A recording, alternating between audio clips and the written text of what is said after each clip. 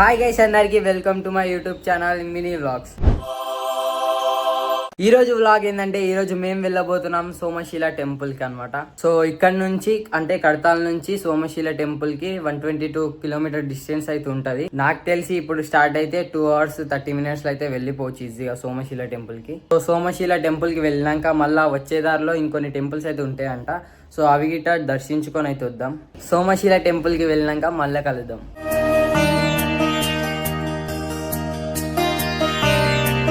కడతాల్ నుంచి సోమశిలకు వెళ్ళే దారిలో ఆమన్గల్, వెల్దండ, కల్వకుర్తి, తాడూర్, నాగర్ కర్నూల్, మంతటి, చంద్రకల్, బచ్చారం, సతాపూర్, కొల్లాపూర్, సోమశిల ఇవన్నీ ఊర్లు దాటుకొని వెళ్తాము.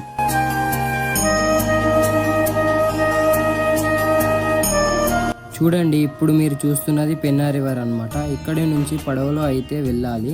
పర్ పర్సన్కి 100 అయితే ఛార్జ్ చేస్తారు. పోవడానికి 100, మళ్ళీ వచ్చేటప్పుడు గిట 100.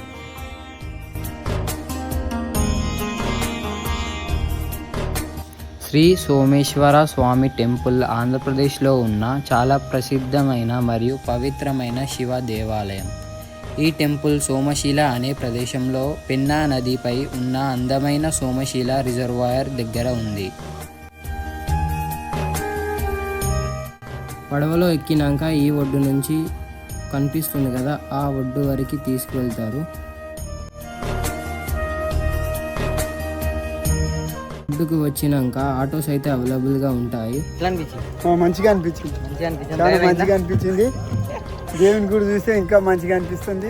ఆటోకి అయితే పర్ పర్సన్కి పోవడానికి 50 రూపీస్, రావడానికి 50 రూపీస్ అయితే ఛార్జ్ చేస్తారు. ఆటోలో ఎక్కినాక వాళ్ళే గుడి దగ్గరికి తీసుకువెళ్తారు.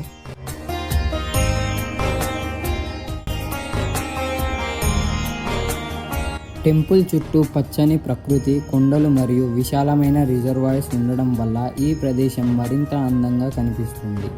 ఆధ్యాత్మిక అనుభూతితో పాటు ప్రకృతి అందాలను ఆస్వాదించాలనుకునే వారికి కూడా ఇది ఒక అద్భుతమైన ప్రదేశం. ఈ దేవాలయం తన చారిత్రక, ఆధ్యాత్మిక ప్రాముఖ్యత మరియు ప్రశాంతమైన వాతావరణం వల్ల చాలా ప్రసిద్ధి పొందింది. ఈ టెంపుల్లో శ్రీ సోమేశ్వర స్వామి వారు మరియు శ్రీ కామాక్షి అమ్మవారు కొలువై ఉన్నారు. భక్తులు ఇక్కడ పూజలు చేస్తే ఆయురారోగ్యాలు, సంతోషం మరియు దైవ అనురాగం లభిస్తాయని నమ్ముతారు. ప్రతి సంవత్సరం వేలాది మంది భక్తులు ఈ క్షేత్రాన్ని దర్శించడానికి వస్తారు.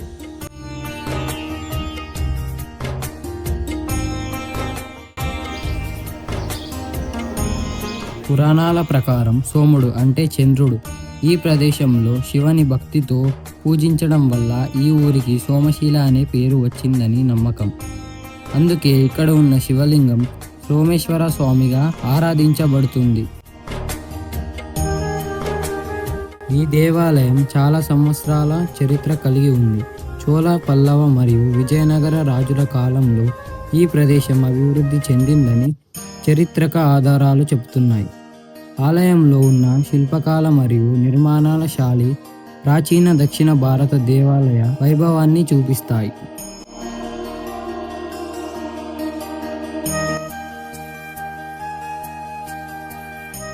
ప్రతి సంవత్సరం మహాశివరాత్రి సందర్భంలో వేలాది మంది భక్తులు ఇక్కడికి వచ్చి సోమేశ్వర స్వామి వారి దర్శనం తీసుకుంటారు. అభిషేకం, రుద్రాభిషేకం లాంటి పూజలు విశేషంగా నిర్వహిస్తారు. తరువాత నిర్మించిన సోమశిల డ్యాం వల్ల ఈ ప్రదేశం మరింత ప్రసిద్ధి పొందింది. ఇప్పుడు సోమశిల ఒక ప్రముఖ పుణ్యక్షేత్రం మరియు పర్యాటక కేంద్రంగా కూడా ప్రసిద్ధి పొందింది. దేవాలయం యొక్క ఖచ్చితమైన నిర్మాత గురించి స్పష్టమైన చరిత్రక రికార్డ్స్ లేవు. కానీ చరిత్ర పరిశోధకుల అభిప్రాయం ప్రకారం ఈ ఆలయం ప్రారంభ రూపం చోళ రాజుల కాలంలో సుమారు 10వ శతాబ్దం నుండి 12వ శతాబ్దం మధ్య నిర్మించబడిందని భావిస్తారు.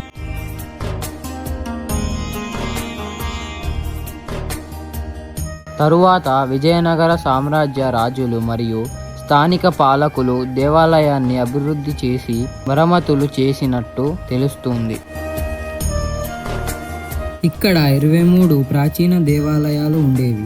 వీటిలో ఎక్కువ భాగం శివాలయాలు మరియు కొన్ని విష్ణు శక్తి దేవతలకు సంబంధించిన ఆలయాలు.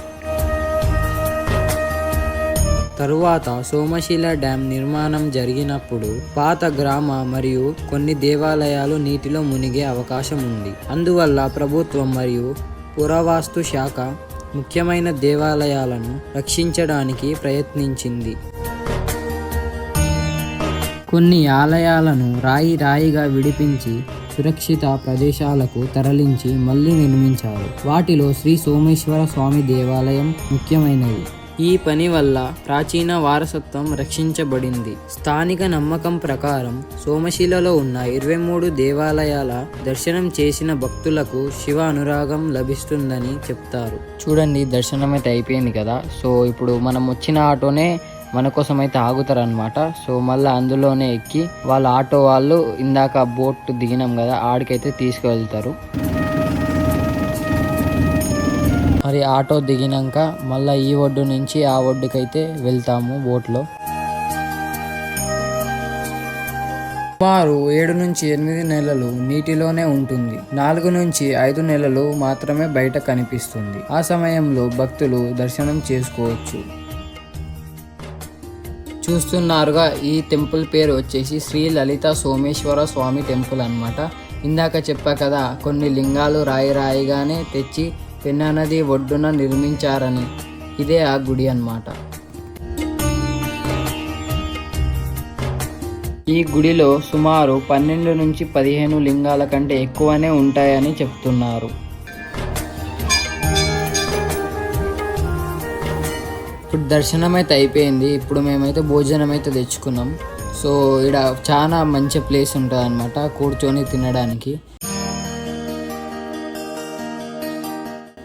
సో ఇప్పుడు భోజనం అయితే అయిపోయింది. ఇప్పుడు మేము వేరే గుడికి అయితే వెళ్ళబోతున్నాం. చూడండి, ఇప్పుడు మీరు చూస్తున్నది సోమశీల దగ్గర ఉన్న శ్రీ మదన వేణుగోపాల స్వామి టెంపుల్. చాలా ప్రాచీన వైష్ణవ క్షేత్రం అని చెబుతారు. ఈ ఆలయంలో శ్రీకృష్ణుడు వేణుగోపాల స్వామి రూపంలో కొలువై ఉన్నాడు. ఆయన చేతిలో వేణువు ధరించి గోపాలుడిగా దర్శనమిస్తాడు.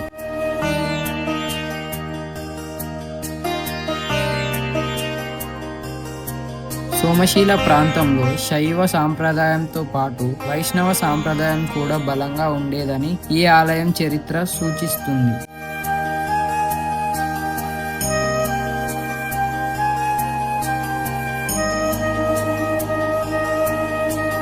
శ్రీ మదన వేణుగోపాల స్వామి టెంపుల్ని ఎగ్జాక్ట్గా ఈ రాజు లేదా ఈ వ్యక్తి నిర్మించాడు అనే విషయంపై స్పష్టమైన చారిత్రక ఆధారాలు లేవు. కానీ ఈ ప్రాంతంలో ఉన్న అనేక దేవాలయాల మధ్య యుగంలో చోళ, తెలుగు చోళ లేదా విజయనగర సామ్రాజ్య కాలంలో అభివృద్ధి చెందినవని చరిత్రకారులు భావిస్తున్నారు.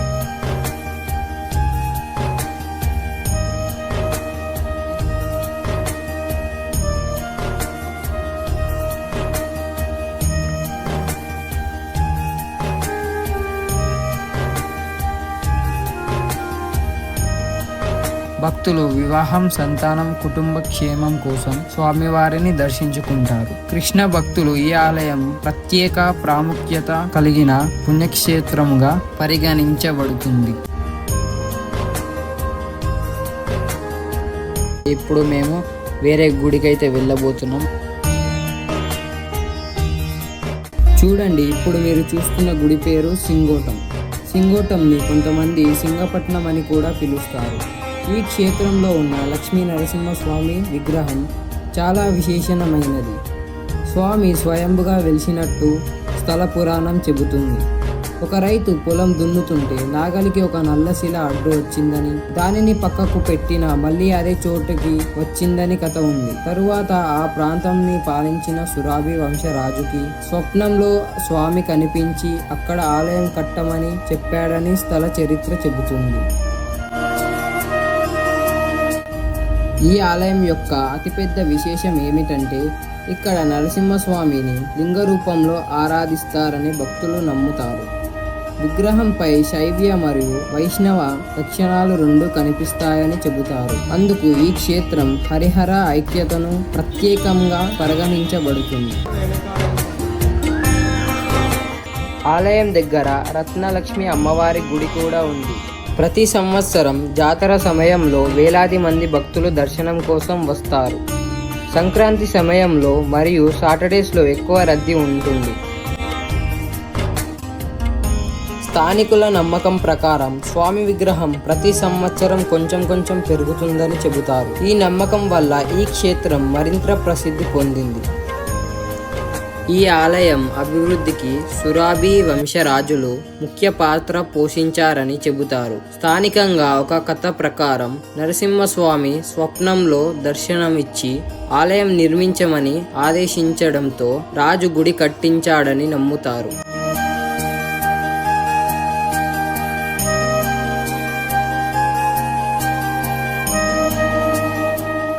ఇప్పుడు మేము వెళ్ళబోతున్నాం నాయాన్పల్లి మైసమ్మ గుడికి. ఇప్పుడు మీరు చూసేది నాయాన్పల్లి మైసమ్మ టెంపుల్. కొల్లాపూర్ దగ్గర ఉన్న ప్రసిద్ధ గ్రామ దేవత క్షేత్రం. మైసమ్మ తల్లిని గ్రామాన్ని, పంటలను, పశువులను రక్షించే అమ్మవారిగా ఆరాధిస్తారు. స్థల పురాణం ప్రకారం అమ్మవారు స్వయంభుగా వెలిసిందని స్థానికుల నమ్మకం.